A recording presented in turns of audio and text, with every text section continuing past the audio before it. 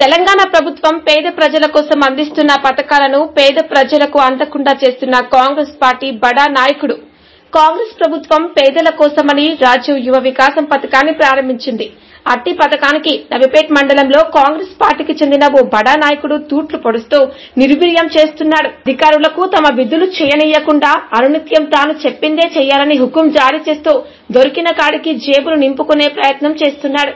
ఇందులో భాగంగానే ఇటీవల రాజీవ్ యువ వికాసం పథకంలో తన చేతి వాటం ప్రదర్శిస్తూ తన సొంత కూతురికి 50,000 రూపాయల లోన్ ఇప్పించాడు. ఇందులో కొసమెరుపు ఏంటంటే లబ్ధిదారులు నందిపేట్ మండలానికి చెందిన వ్యక్తి. ఇలా అనునిత్యం ప్రభుత్వ అధికారిక కార్యకలాపాలలో తనకు నచ్చిన వారికి మరియు తన కింద పనిచేసే వారికి పథకాలు ఇప్పించుకుంటూ అసలు లబ్ధిదారులకు పక్కన పెట్టేస్తున్నాడు. ఆ బడా నాయకుడి తీరుతో కాంగ్రెస్ పార్టీలో ఇతర నాయకులకు మనశ్శాంతి లేకుండా పోయింది.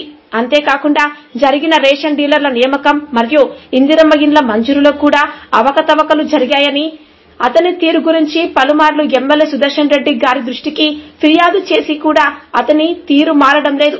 ఇకనైనా సుదర్శన్ రెడ్డి గారు త్వరగా మేల్కొని ఆ బడా నాయకుని ఆటలకు కళ్లెం వెయ్యాలని పార్టీలో ఇతర నాయకులు మరియు అసలైన లబ్ధిదారులు కోరుకుంటున్నారు. లేనిచో రాబోవు స్థానిక సంస్థల ఎన్నికలలో తగిన గుణపాఠం చెప్పక తప్పదని స్థానిక నాయకులు మరియు ప్రజలు వాపోతున్నారు.